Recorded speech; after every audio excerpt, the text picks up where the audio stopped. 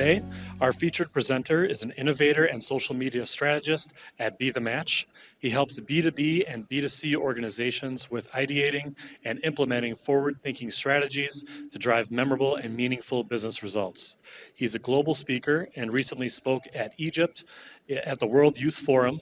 One thing you may not know about our speaker is that him and his wife ran a full marathon the day after getting married. Today, he is here to share learnings, laughter, and executable solutions for your social media efforts. Please give a warm DreamBank welcome to Ryan.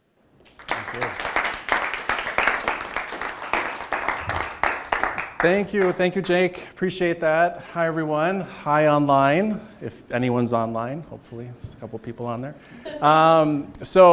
Again, thank you, Jake, for that warm welcome, and just this whole facility, DreamBank facility, American Family Insurance, for having me. Hopefully, you don't regret it. But when I just have to say, I flew in from Minneapolis this morning, and we're known for Minnesota nice. Whether that's a good or bad thing, we'll leave that to you.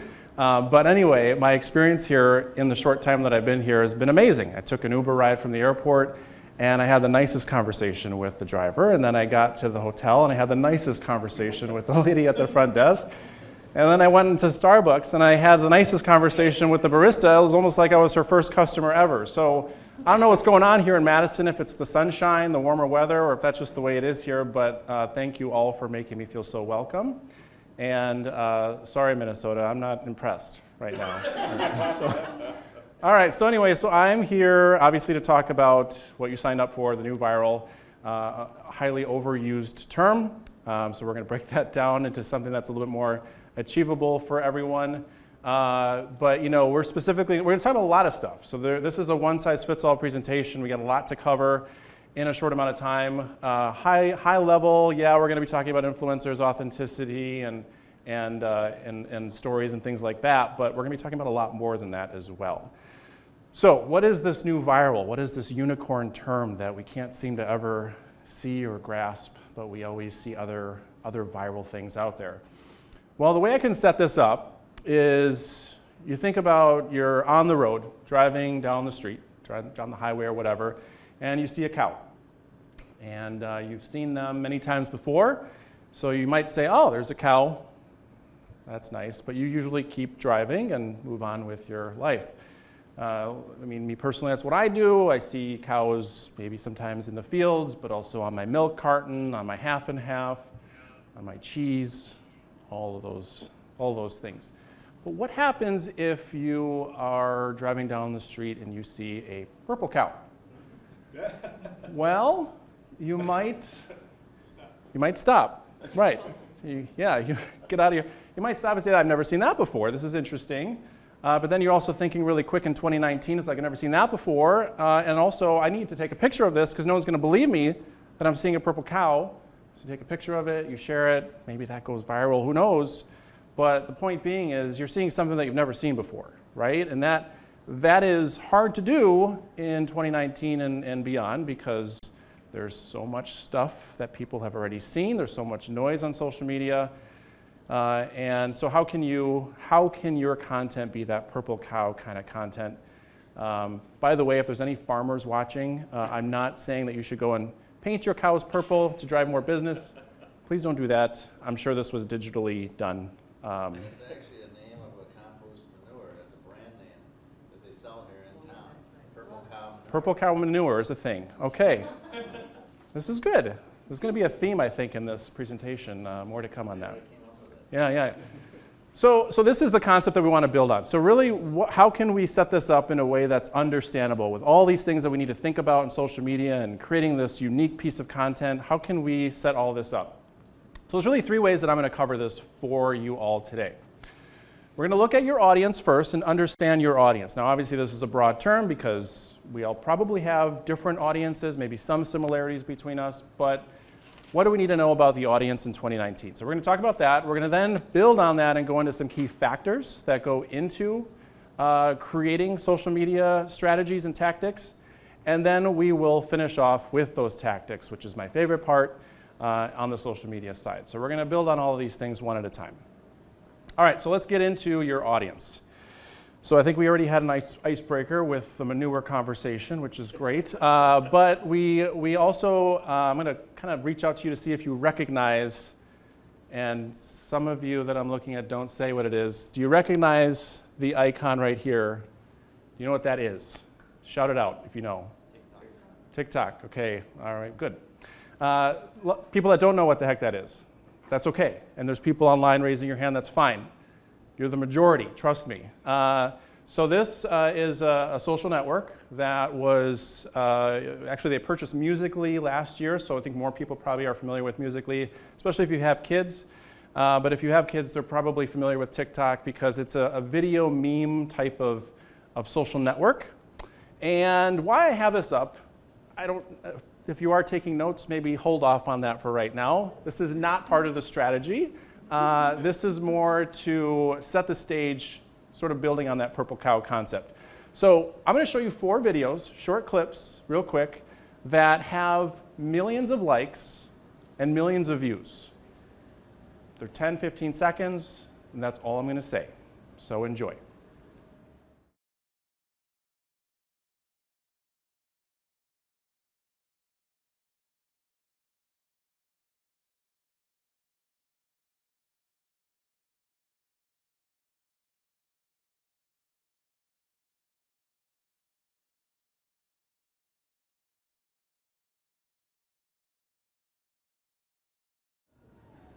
Okay, all right. Let's a couple more here. Someone figured that out, yes. 1.3 million likes. And then lastly, just to pull at the heart here, a turtle eating a strawberry. Because why not? So these are, I don't think most of us have ever seen any of these videos before, these little clips. And this is attracting millions of people to watch these videos. There's something unique about them, there's something different. The platform's obviously a shiny new object. But again, I'm not here to say that in addition to your strategies, you should also be looking at TikTok and making your own videos. I do this because I'm on the platform, I'm creating content, I'm watching content because it's my job as a strategist to see how this type of platform, this way of consuming content and the type of content, how that's going to help evolve some of the bigger social platforms that we're more familiar with, like your Facebook, your Instagrams, Twitter, and all of that. Because honestly, some pieces of this platform will evolve into those social platforms. So more on this in a little bit. We're going to let that sit for a while, but that was our little icebreaker to loosen you up a bit. So understanding the audiences, there's 2 things that I want to focus on for a few minutes. So we've been hearing, probably over the past several years, a lot of talk in marketing about millennials and how to market to millennials. And that is still a big core of a lot of our audience that we want to hit and market to. But we also need to start thinking about Gen Z or the post-millennials. I think they have 5 other names, whatever it is, because their age group is getting older every single year. And right now it's 7 to 22. So for a lot of us, maybe the 18 to 22, we have to think about how we're going to reach those individuals. And then obviously the millennials go up to 38. So I'm bringing this up because as the years progress, Gen Z is going to become older and older and older, and you're going to be marketing more to them as well. But what are the differences between these two?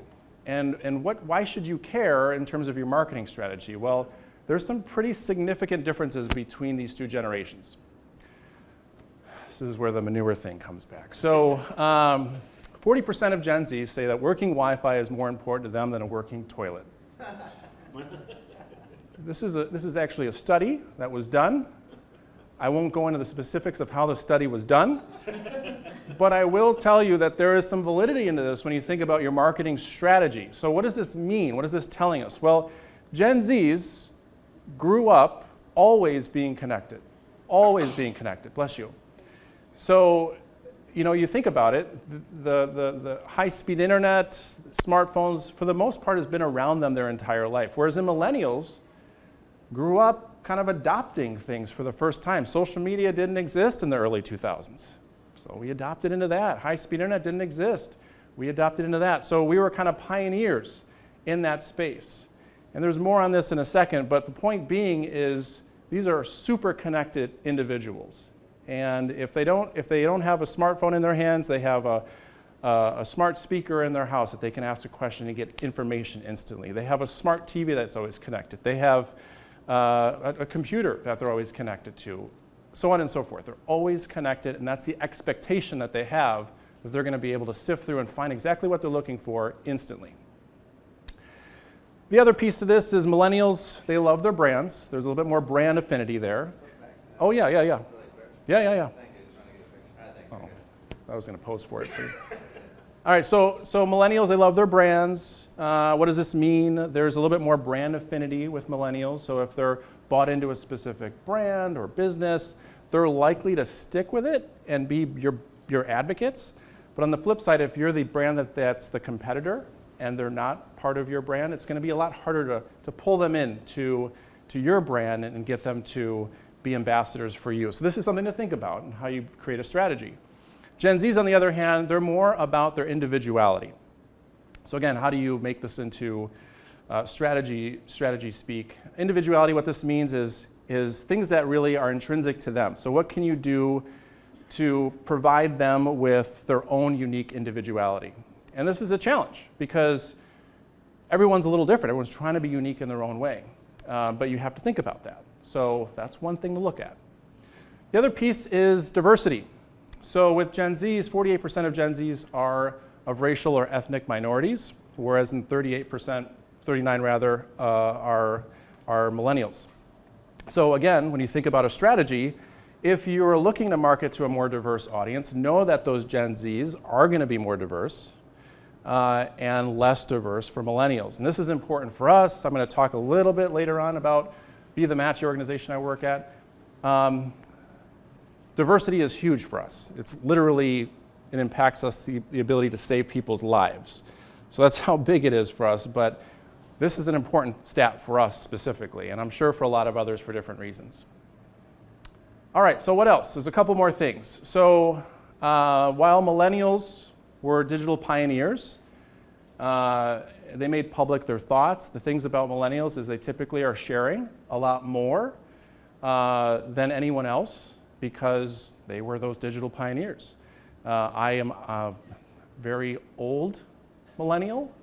Some people would argue I'm not a millennial, but I do share a lot. I think I'm biased though because I'm in the social media space, so we won't choke that up to being millennial. But still, they are sharing a lot. So you get a lot of information from them. If you're doing social listening, you could get a lot of information because a lot of them are putting it out there on social media, and you can learn about what they're into, what they like, dislike, all that stuff.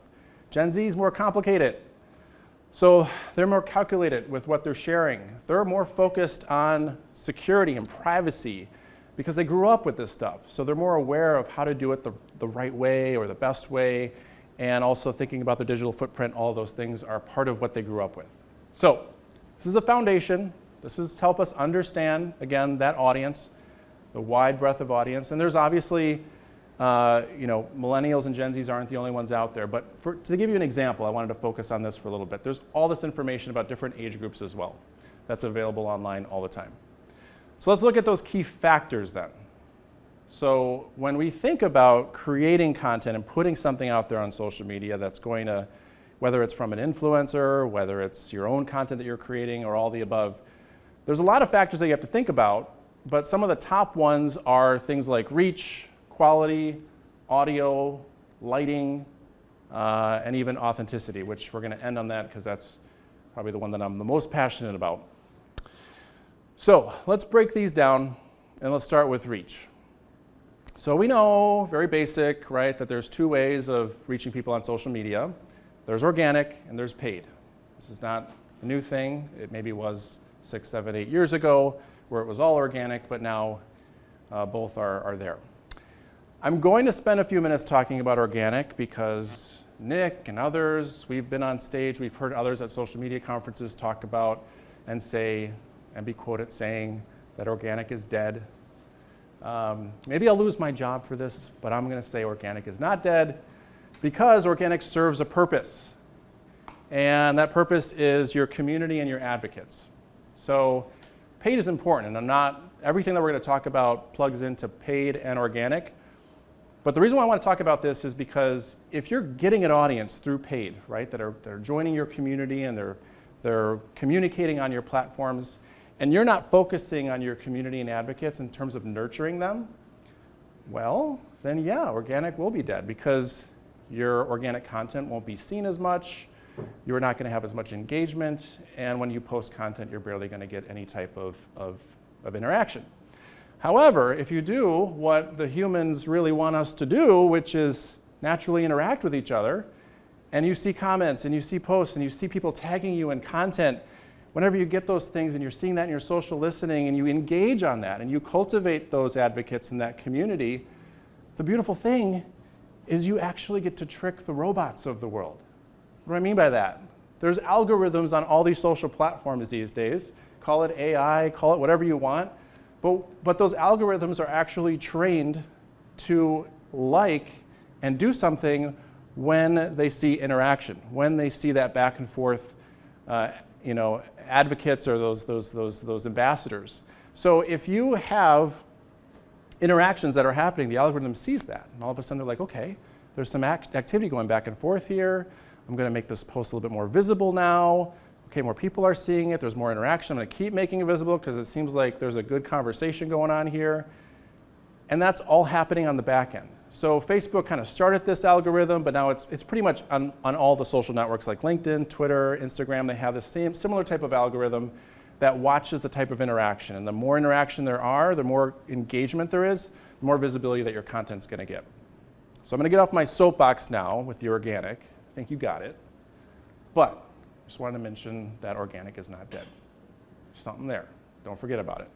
Paid, on the other hand, of course, a broader audience, right? So it's typically what you're going to be able to reach when you have a paid strategy. And I want to be sensitive to the fact that a lot of us are our own entrepreneurs. We may not work for an organization that has a marketing budget, or you may not be there yet individually with your smaller organization. That's okay. But paid does serve a big ROI in terms of reaching a broader audience. If you're able to put a little bit of money and have a targeted audience with some of the things that we're going to talk about and how to create that content, you're going to be able to reach a new audience. Otherwise, you really won't if you don't have anybody in your network yet. It's going to be very hard unless you have a paid strategy. So this isn't a paid talk as far as paid strategy solely, so we have to move on from it. But everything that I'm talking about is going to blend in with paid and organic because it holds true to all of these things. Okay? All right, so that is the reach side. So we'll move on from that. Most of these will go a little bit faster now. Next one is quality. So fortunately for us, we live in a world in 2019 where quality is in our pockets, fortunately. Most phones that you can buy in the past 2 years have 4K video capability, which if you don't know what that is, it's like super high definition. 4K didn't even exist from a consumer standpoint back in 2012, and now it's in our phones. So quality is there, but really where quality comes in, it's more on the story versus the equipment. So you have a great camera that's doing this live stream right now and recording all of this. I'm not taking away the validity of that. That still serves a purpose. But most of us can't carry around a camera like that's behind us because it just isn't going to be as mobile as being out in the field. So if you focus on the story that you're trying to capture and making sure that it's a meaningful, whether it's a humorous, meaningful story that has a beginning, a middle, and an end that your audience can consume, that is going to be the quality of your content. And that is the ethos of your content. If it's focused on, I got to get all the bells and whistles and make sure that I whip out the bigger camera whenever I want to get some content, you're likely going to miss the moment, but also you don't have to invest in all of that technology in order to get content that's meaningful. And you're going to see examples of this throughout the presentation. I'm going to show you cell phone examples of what we would call in our industry viral content. All right, so that's quality. A couple of these examples go into the organization I work at. So before I play this, I'll give you some context, but Corinne was a searching patient. Our organization is a nonprofit in Minneapolis. It's been around for 30 years. We're the world's largest and most diverse blood stem cell and marrow registry. So we connect donors like us that sign up online and swab their cheeks and get on the registry, donors like us, to patients like Corinne who unfortunately, they get to the last course of their treatment, which is a perfect match blood stem cell donor. And so Kiana is an example of a donor that signed up years ago, got a call one day that someone she doesn't know and somewhere in the world is a perfect match from her, and she has an opportunity to save that person's life. So she did that, she did her donation.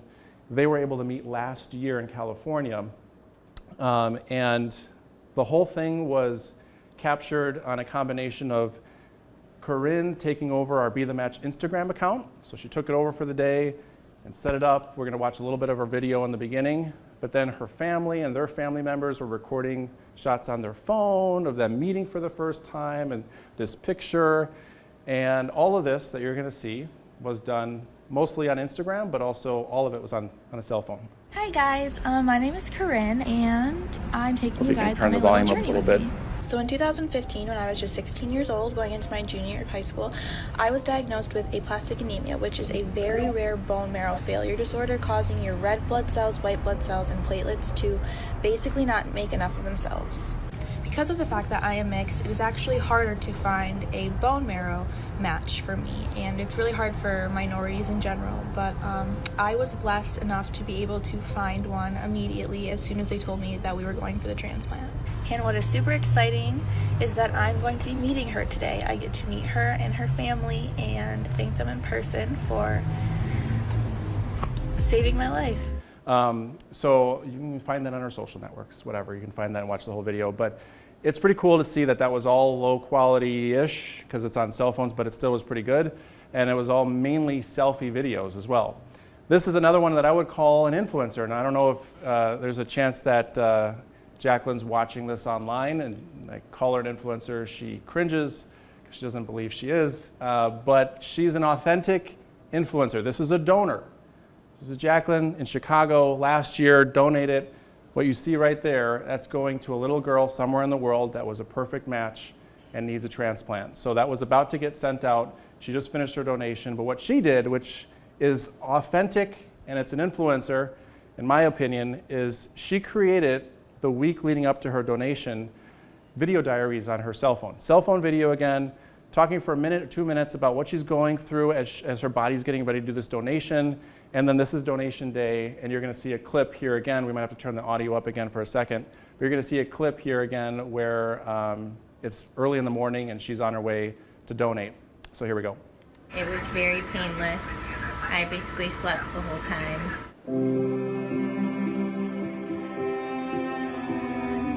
I'm on my way to the hospital. It's 6:45 a.m. I'm about to get my last Neupogen injection, and then after that I can start the donation process, which will consist of just me sitting there with tubes hooked up to both of my arms. So you get the idea. So again, this was all her doing these videos, and the reason why I bring this up is because she had every single day in 5 days a video that showed what she was going through, and then this was the donation day video. And at the end, she talks about how she slept through the donation, and she's like, this is my work, and hopefully it helps the patient in need. And she goes on with her day. That video, for us, organically got over 200,000 views. It was one of our better performing videos at the time. I think our average for a lot of our user-generated content, which is what this is, had between 5,000 to 20,000 views. On average, this one was way higher. And it was butted up against a campaign that made sense at the time. So we really banked on this as much as we could because this is authentic, right? If you're gonna be a donor and you're thinking about what am I actually signing up for, to see someone go through this without a script, in her own, she was walking down the streets of Chicago talking about how she was feeling during her work up to donation. It was real and it was authentic, and that's really what we want to strive for. So keep that in mind. When you think about the quality, you also have to think about the audio. All of those were shot on cell phones, and that's where a lot of our content's going to come from. But again, an overused stat. Nick, I'm going to ask you to for a minute again, because I know you know this. But can anyone shout out, even online, because we have Jake watching the comments, can anyone shout out what you think the percentages of videos that are watched online on mute, without sound, as you're scrolling through your feed? Just shout it out. 70? 65? What do we got online? Anyone online? 60. Thank you for that, online. 85. 85. And this is a stat from 2016, because the study hasn't been done since. And this is specific to Facebook alone. So we know that the stat is actually higher. We just don't know what it is. It's higher than 85.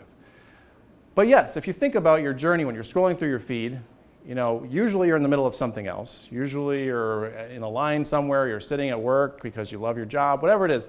You're scrolling through your feed and you know, you see things play and it's by default, it plays on silent.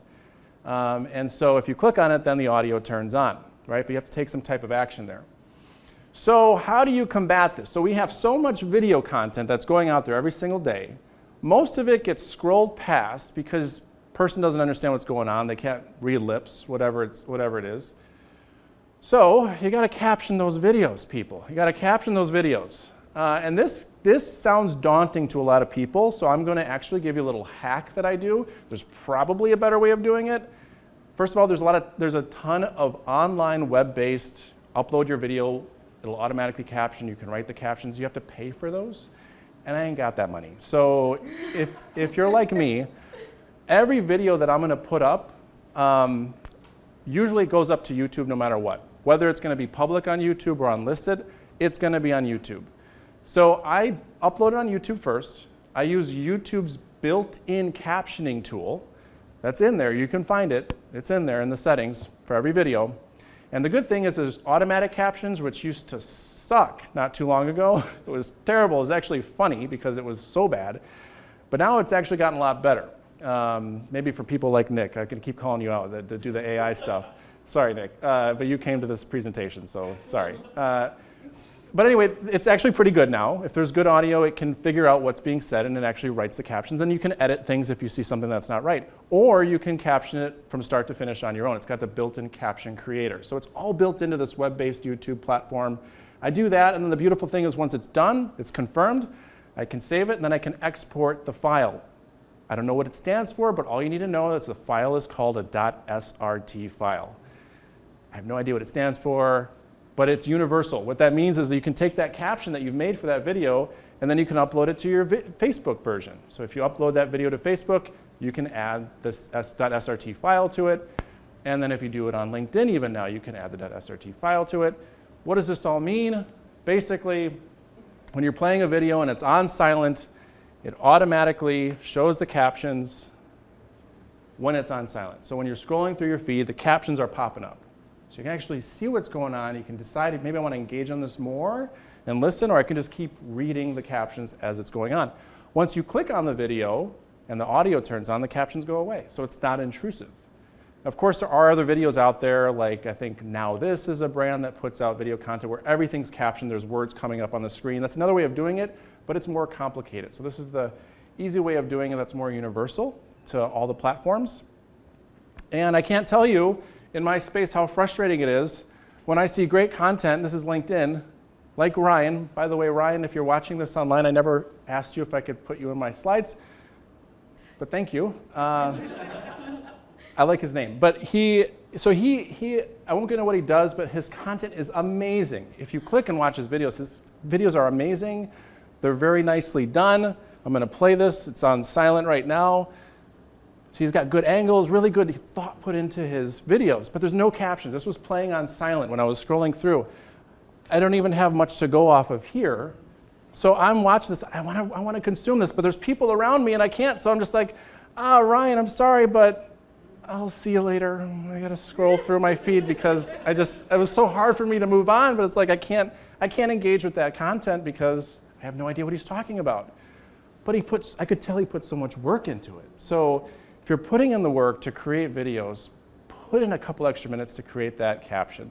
Get that caption file out there. All right? Very sad, very sad.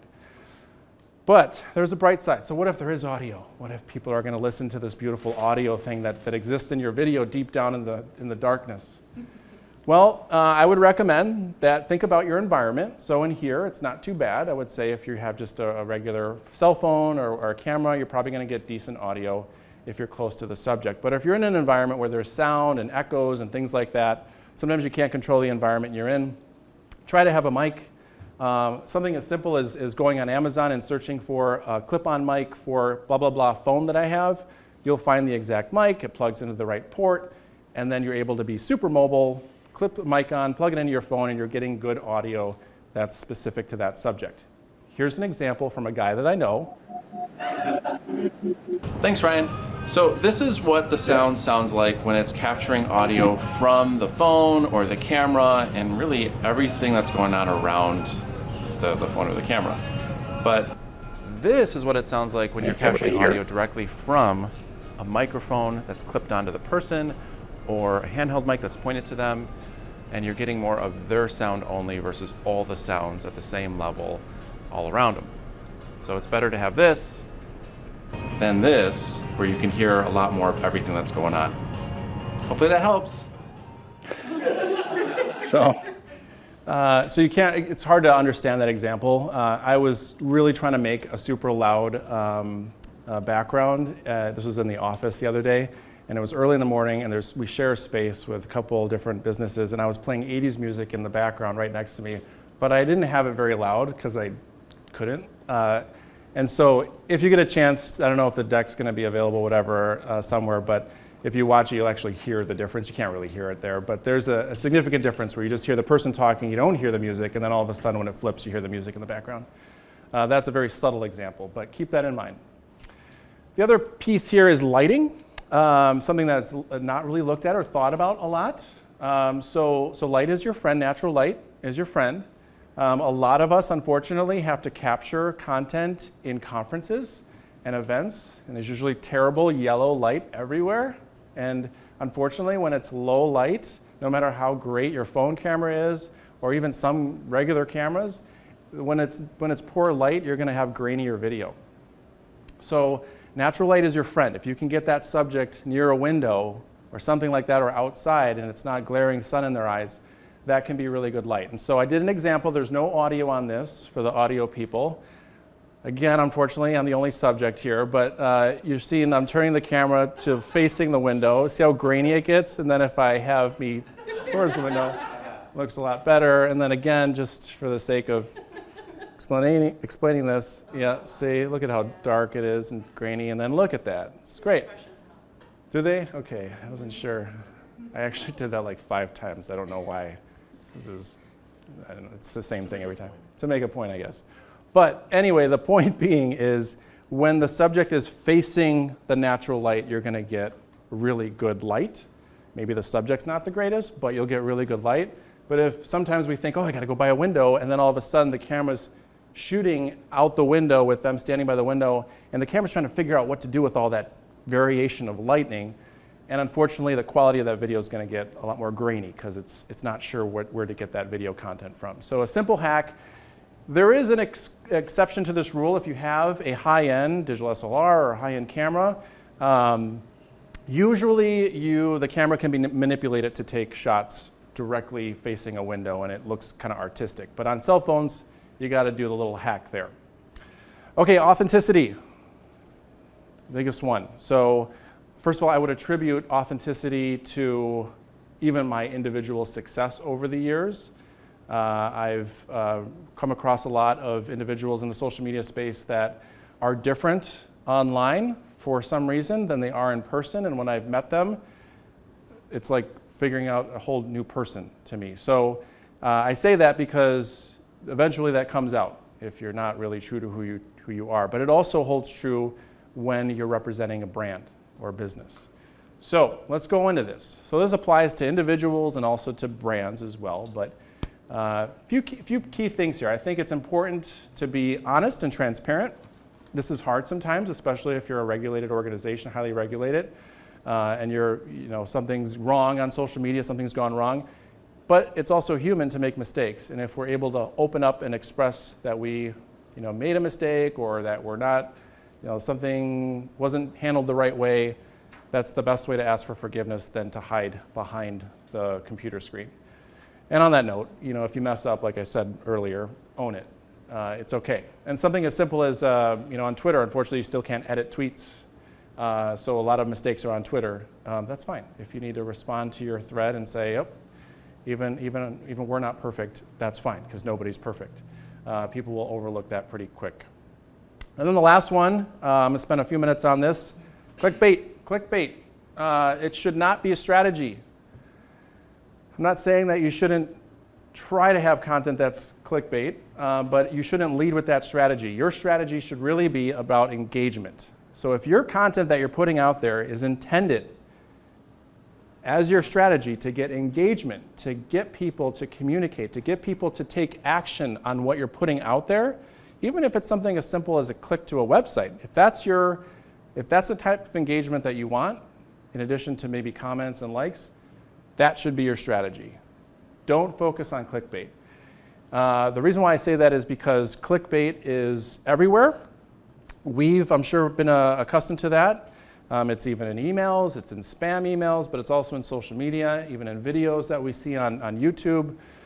You see a video, you see a caption, you see a title, you're like, oh, that sounds like what I want to watch, and you click on it, it's like, this is not what I want to watch. I had this happen recently when I was helping my mother shop for a new car. I was trying to watch all the YouTube videos that I could find on this car, so I would go into the dealer and say, I know everything about this car. You don't need to sell me anything. Just like when I go to the doctor, I know exactly what's wrong with me. No. And I clicked on like so many videos. It was almost like this one person was uploading all these kind of videos. The thumbnail was great, the title was amazing. It's like, this is what I want to learn about this car, and I click on it, and it's like this robot talking, and there's just like stock photos of the car constantly going through the video. I'm like, no, this is not what I wanted. I'm just seeing photos from the website. Yeah, do you have a quick question? Way to get engagement to ask questions. Yeah, so question, what was the best way to get engagement? There's a lot of ways. Sometimes it's in the content itself. There's a call to action in the video, for example, but if it's not a video, if it's just a picture or an article, there's a lot of ways to do that. And you're right. One of the best ways, one of the easiest ways is to ask a question, fill in the blank, comment below. All of these things are common strategies to get people to start engaging on your content. And I will say, going back to the organic stuff that I mentioned earlier, when you start doing this and you start taking some changes, especially from an organic standpoint in your content, don't expect a switch to go off right away where all of a sudden you're going to get engagement. It just doesn't happen that way. You have to make a commitment that this is going to be part of my new strategy and I'm going to stick with this, because that's when the algorithm will start to notice and they'll start to see that, yep, this is an account that's constantly trying to do engagement. They're trying to engage with their audience. We're going to start making sure that this content's seen by more people. So you have to stick with it for a while. Unfortunately, it's not an easy thing. All right, so key factors. We still have a lot to cover. I'm going to talk a little bit faster, I think, but let's get into the tactics, the good stuff. So, social media tactics. This next slide is a little bit of an eyesore, but just bear with me. I'll explain it. It will be visually wonderful when I'm done. So, we have out of all the United States active social media users, we have a chart here. And basically what you need to think about, and what this tells a story on, is you have 5 social networks at the bottom. They're not all of them, but we have YouTube, Facebook, Instagram, Snapchat, and Twitter. And then we have 4 age groups. There's more, but for the sake of not giving you too much of a headache, you'll see there's a pattern that continues between both sides. 4 age groups, 18 to 24, 25 to 29, 30 to 49, and 50 to 64 for every single one. And this is showing out of all the active users out there in the US, how many are using each platform. I'm starting with YouTube because nobody does for whatever reason. It usually starts from here and goes down. So the reason why I'm pulling out YouTube is, one, it's the most active social network out there right now with active users. And 2, it's the largest search engine. It's been the second largest search engine rather for a while now, next to Google. But obviously this is the place that people go to learn things, to get information, to be entertained, all the above. And obviously it's all video content, as we know. So that's where it gets a little bit of a disconnect, because it's not a more universal social platform like Facebook that kind of has every type of content in there. But still, there's a lot of people using it. And you're seeing that the younger generation is the most active out of everything, including Snapchat. Largest population of active users, and then it goes down from there, but it's still all pretty high. Facebook, a little bit of an up and down between 18 to 49, but those are the top 3, right? So then we go down. I feel like I'm a weatherman right now, so we go down here. We're seeing that the low pressure is starting to come in from the south. I don't know. Instagram, you can see that the younger generation, 71%, 25 to 29, you can't get it out of your mind now, right? Yeah, so so you're seeing, I don't need to go through all this, but you're seeing the patterns. And of course, you're seeing that Snapchat is still very high for that 18 to 24 age group. And that is, again, when we think about what we talked about with those Gen Zs and the millennials, Gen Zs are less about putting up a lot of things publicly, and they're more about having that private interaction. So it's hard to find out what they're doing, but they're doing most of that on Snapchat because they can have that one-to-one interaction with people, and that content usually goes away. And then Twitter's low, but I still bring that up because Twitter's making some good changes. It serves a unique purpose, and it's still getting quite a bit of active users. And again, it's also interesting to see that the younger generation is the most active on Twitter when you would think that they're going to be on other platforms like Instagram or Snapchat. So this is good to know. But the most interesting thing, when you see this, personally, I think about noise, the amount of content that's getting put on all these platforms. And when I think about noise, I think about how much time you have to get their attention. So I'm going to poll the online audience and the audience here once again. Average attention span. Let's have some fun. All right, so millennials. What do you think the average attention span of a millennial is? 30 seconds, 6 seconds? 5 seconds. 5 seconds online? Anyone online? 15 seconds. 1 minute. I don't know if anyone said the right answer, but it's 12 seconds. 12 seconds to capture their attention before they move on with their life from your content. Okay, so let's see, next one up. What do you think about Gen Z? What's their attention span? Half that, 6. Anyone online? Gen Z? 1 minute. It's 1 minute person sticking with it. 30 seconds. 5 seconds. 8 seconds. 8 seconds to capture their attention. And then the last one here, probably the most important, we've probably seen this a few times, goldfish. What's the average attention span of a goldfish? 6. 2, 10, 4 online. Well, I mean, I kind of set this up, so it should be in the middle, right? So 9 seconds. 9 seconds.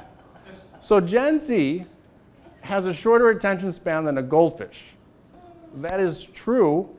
Again, I don't know who does these studies, but somebody does this stuff. Do they have an Instagram feed on a goldfish's bowl and they're scrolling through it? I don't know. Anyway, the point being is this is important. This is a good stat. But this is not to scare you. It's not to say that if you're going to put content out there, if you're going to make a video, it's got to be 8 seconds or less. No, that's not doable. It's hard. But you do have to find your 8-second moment. And this holds true for other types of content, not just video.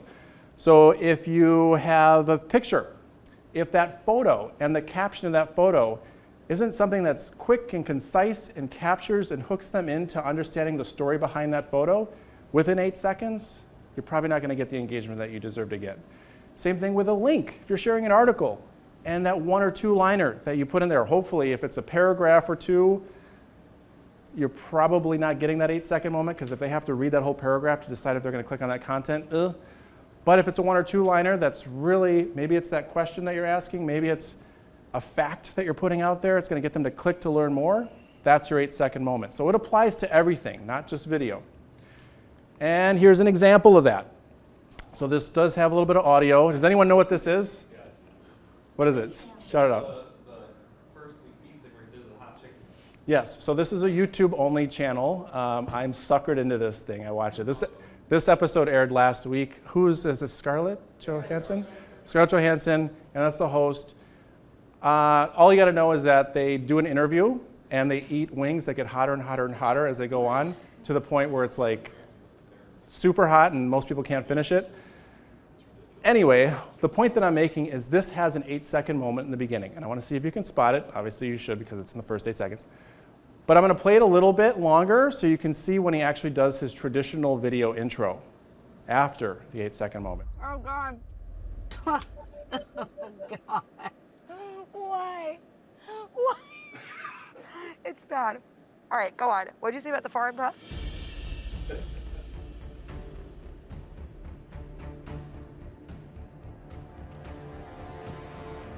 Hey, what's going on, everybody? From First We Feast, I'm Sean Evans, and you're watching Hot Ones. It's the show with hot questions and even hotter wings. And today we close out Season 8 with Scarlett Johansson. Of course, you can catch her as Black... All right, so you saw the opening. That was a moment that was like 75% into the video where she was actually eating rice to try to combat the heat, and the rice was terrible, so she spit out the rice. That's what that moment was. But you don't know what she's going, you know that she's going through something, but you want to watch the video to figure out what she's going through, where did that moment came from, and that happened about 75% into the video. That is an 8-second moment. So you record this video, you have this content, you figure out what the best moment of that video, the most impactful moment, like ours with Jacqueline when she held up that bag and said, donation was easy, I basically slept for 2 hours. That's our 8-second moment. That works for us because that's such a unique thing to say for a donor. Donors, you can sleep and actually save someone's life. That's crazy to think about that. Same thing here. And then you saw his intro when he said, hey everyone, welcome to First We Feast. I'm Sean Evans, you're watching Hot Ones. That's typically what is out there for the opening of videos. Everyone sees that stuff. It's boring. We don't care what your name is, Sean. We don't care what show this is. Let's see you bite into some wings and get hot. And that's what they saw. So that is the 8-second moment. It's an example of that. This reminds me, when you think about earlier in the presentation, we're talking about these 8-second moments. In the beginning, we're playing these TikTok videos that are super random, but there's a similarity there. These are all 8-second moments. These are 15-second videos each, but you're being hooked in within the first few seconds because you're seeing something that you, like, what the heck is going on here? So there's no difference between a business creating an 8-second moment to a teenager consuming an 8-second moment. It has to be something unique, impactful, speaking to that audience that you're trying to reach. So keep that in mind. It's difficult to do with a boring product, though. So difficult to do with a boring product. Yes and no. I think high level, like you think one-dimensionally, yes, it is. I agree. Yeah, like But I, if like I own a rental cab, and I have no clue what I do to do that with my rental cab. so, you and I, we should talk after. Let's talk, and I'll give you some ideas because it's a different way of thinking, and this is a whole other topic of how to create something from basically nothing. It's possible, and you don't have to be making turtle videos with strawberries being eaten. Yeah. It can apply to what you do. Find a turtle that be Yeah, around right. the deck or something. But there you go. Now you're kind of thinking that way. So you know, how can you build on what you know is getting clicks and getting seen, but still can apply to your business, and that's the challenge. So we can spitball some ideas after this for sure. Yeah, dogs, man. Dogs, cats, turtles, anything. Yeah. So the point being here is you got to meet them where they're at. We know that. We've talked about this kind of in different ways throughout the presentation. This isn't a one-size-fits-all solution. We saw where a lot of people are using different social platforms and the levels, but you have to think about your audience. You have to think about where they're at. Are they likely going to be solely on Facebook? Are they going to be using Instagram? If they're rarely going to use a specific platform, don't think you have to be there just so that way in case you hit one or two of them. I'd rather you be on a platform or two and do it really, really well and have a focused strategy so your audience gets a good experience and they know where to go for that experience versus trying to be on everything because they're all out there and everyone says they should be on them all. The other thing is with your content, you have to think about what's going to get the most type of engagement. This has been historically the same for many years now. It's probably not going to change. Video rules. Been talking about it throughout the presentation. Video it'll hack the algorithm. You'll typically get not only those views, but you'll get a little bit more metrics in your engagement there, even on paid especially. Images are secondary. I mean, even Instagram's evolved from being an image-based platform to now they're incorporating video all throughout the platform, in posts, in stories, all over the place. It's because video is taking over. And then links are a very, very far third, but you can get engagement on that stuff if you're creating that 8-second moment and finding that 1 or 2-liner thing. The biggest takeaway I can give you is to focus not only on the story, like I mentioned earlier, but their story. So if you have an advocate, someone that's bought from you before, has purchased a product or service, or has joined your registry or whatever it might be, and they have a great experience and they're willing to give me a stage, I want to talk about it, whether it's a Jacqueline Puccini that's going out there with her cell phone and doing things without us even knowing about it, and then afterwards saying, here, I got all this stuff for you. If you want to share it and I can inspire more people, great, that's great. But also if you're doing social listening and finding that stuff out there, don't let it just sit on their platforms. Send them a private message saying, this is amazing. Is there Is there any interest in allowing your story to reach more people and inspire more people to buy our product or service or save someone's life one day, whatever it might be? Find your advocates, have them tell their story. Try not to give them a script. That's all I'm going to say on that. And a good example of this, it's going to touch at the heartstrings a little bit. This is another video from over a year ago at Be The Match, shot by these children's mother, and the Henley is in the middle. Does need a match at the time. I believe that Henley found a match, but I'm going to stop talking so you can hear the cute audio on this too. Hi, everybody. What's this little baby's name? Henny. Can you say B? The match. For Henny. Say we love you. Say bye-bye. Yeah, so when you see a video like that, you know, you wanna figure out what's going on there and do something about it. So, and that was shot again on the mother's phone, and then we obviously added a splash screen at the end and a couple little screens to tell the story. But again, that's a video that performed really well, even organically. And our goal, our metric of success there is to see how many people click to join the registry. It's a very powerful metric for us. So with all of this being said, I went a little long. We still have a couple minutes for questions. I want to just give you a quick recap on everything that we talked about, high-level overview. For understanding your audience, know that they're always changing. You have to stay on top of that. Customize a strategy based on the generation of your audience. Figure out if that's multi-generation or a specific generation, and embrace their individuality, especially if they're Gen Z. For the factors, quality is in the story, not in the technology. Fight the silence with captions. If you feel like you're intimidated by it, just ask me or anyone in the social media space that does this caption stuff for a living. And then also, authenticity always wins. And then we just talked about the social media tactics, but find your 8-second hook. Video wins, so does YouTube. And then finally, tell their story. And speaking of their story, my story, what I do for a living, I want to finish this off with deep thoughts with a 6-year-old. So this is my daughter, Tessa, and she's in an age where she's very inquisitive, what's going on. So she's able to say what Daddy does, very high level. So she's very proud of it, and she says it in the most random spaces, but she'll say, Daddy saves lives. And I love that because it's true, even though I am in social media, but the post that we put out there generates more donors, the donors save more lives, so the work that we do does save lives.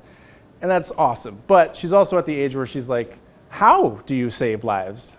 How? And so then I start to, I work in social media. She's like, what's that? And so I explain to her, I say, when you're in your first grade class, you have 15 other students in the class with you, and you learn from them, you communicate with them. Some of them become your friends. Some of them aren't your friends. Some of them you see things that are naughty that they do, and then sometimes you do naughty things, and some of your friends see that too, right? Yes. And so I said, you learn from your teacher, so you have like this circle of people that you're able to connect with. She's like, yeah. And I said, well, what we do on social media is we're able to connect with a huge classroom of people that are all over the world, and these people we can learn from. We see some of them do great things, we see some of them do not so great things, and we're influenced by them. And I say, so what Daddy does is he focuses on the positive stuff. I make sure that I put good stuff out there so that way we build more happiness and that we set an example of what positivity can do in the world. And I'm like, that's what I want you to do in class. That's what I try to do at my job. And she gets it. And so I bring this up because in closing, while there's a science to all this stuff, at the end of the day, positivity wins, happiness wins. And if you're truly passionate about what you're doing and you're able to express that in a platform that we have access to in today's world, spread that in a positive way, in an authentic way. Be true to your awesome, wonderful selves, and make the best out of the platforms, because my 6-year-old and others like her are going to eventually be accessing social media in the future, and we have a responsibility as experts in our field to spread that positivity. So with that, I'm going to put another picture of me up and just say that I'll take some questions, but also if anyone wants to connect with me, you can reach me on any social platform, basically. I encourage you to follow and learn more about Be The Match. You can even email me with questions, whatever you need to do. But with that, thank you all for the time. Appreciate it.